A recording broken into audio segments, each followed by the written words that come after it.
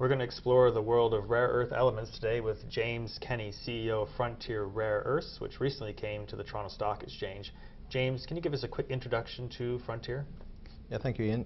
Yeah, Frontier is a company which was established in 2002 to develop a portfolio of exploration assets in Southern Africa. And since 2005, we've focused on rare earth elements in South Africa, and our company's flagship asset is the Zandkopsdrift rare earth deposit in the Northern Cape province of South Africa.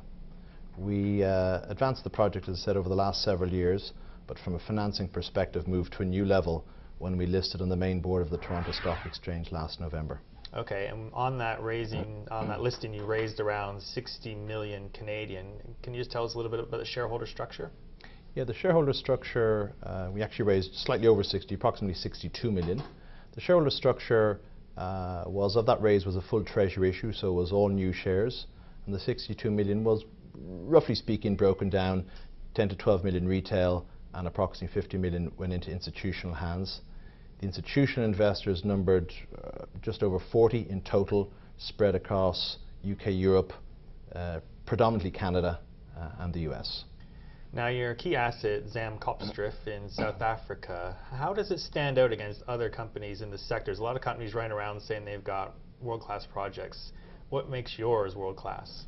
It's a very good question, and obviously the rising rare earth prices have attracted a lot of new entrants into the sector, or old projects being dusted off. I think what sets our project out, Zandkopsdrift, is that in terms of the size of the resource, the grade of the resource, the distribution or spread of rare earth elements that we have are certainly stand comparison with the very best and the very largest project out there. Okay, and this project, how did it come about to your company? And your family's got a lot of history in South Africa. Was that a connection there, picking it up? Well, you're right. My first involvement in the natural resource sector in South Africa dates back to 1994. My brother, my father, we were all involved in the natural resource sector in one shape or another. We went down to South Africa initially encouraged by the country's obvious abundance of natural resources, but I suppose spurred at that time by the end of the apartheid era, one of the effects of which was there was no junior mining industry in South Africa.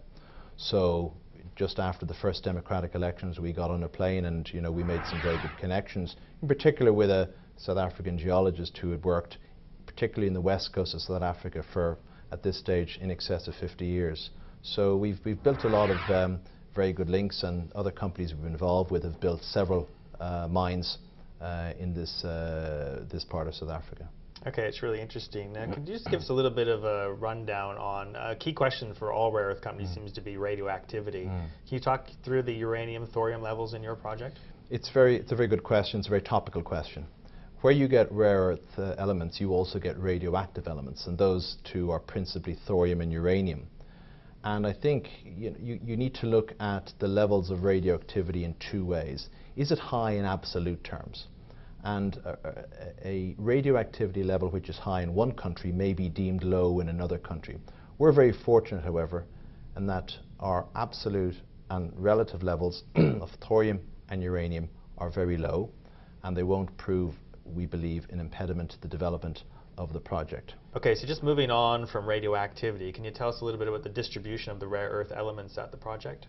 Yeah, it's again another important point to raise, because rare earths is quite unique insofar as there are 15 different elements which make up what people generally describe as rare earth elements, and they are broken down into 5 light rare earths and 10 heavy rare earths. Important thing to understand is that these 15 elements occur together, so one deposit doesn't get 5 and another deposit gets 10 of them. They all occur together, but what does differ is the concentrations or relative distribution by element differs from deposit to deposit. We're actually quite fortunate in that we're initially starting off with a high-grade deposit, but within that, the breakdown of our grade is made up, I think, of an attractive absolute grade of what we would classify as the more attractive, more valuable, scarcer rare earth elements. I mean, I call them, somewhat cliched way, the big 5. And those are 2 light rare earth elements, neodymium, praseodymium, and 3 heavy rare earth elements, europium, dysprosium and terbium. And so I think we have a very high grade of those, and that all leads to, I think, it'll be a higher basket price for what we will produce. Okay, that's really interesting. So investors should really be looking at those 5 metals more often than probably they do. I think it is. They're probably the 5, I think, that have the best supply-demand dynamic, Okay. and probably the best outlook. What investors need to understand is that when you're looking at projects, and you look at 2 projects with the same overall grade, they could have very different valuations, very different NPVs, because the distribution of the grade is different. So 2 deposits, both which have 2% grade, could have a very different valuation, because one has a better concentration of the more valuable elements than the other. Okay, it's really interesting. So what should we be looking out for over the next 18 months from Frontier? We've got a very busy program over the next 18 months, and I think what we would expect to achieve is, in terms of the initial project economics being put into the public domain at the back end of Q3 by way of our preliminary economic assessment or scoping study. That'll follow probably within 3 to 4 months later by our pre-feasibility study, and that'll be followed in turn by our definitive or bankable feasibility study by the end of 2012. So for the next 18 months we've got 3 very significant milestones, catalysts, if you like, and importantly we're fully funded to carry out all of that work. That's great. Thanks very much, James. You're welcome.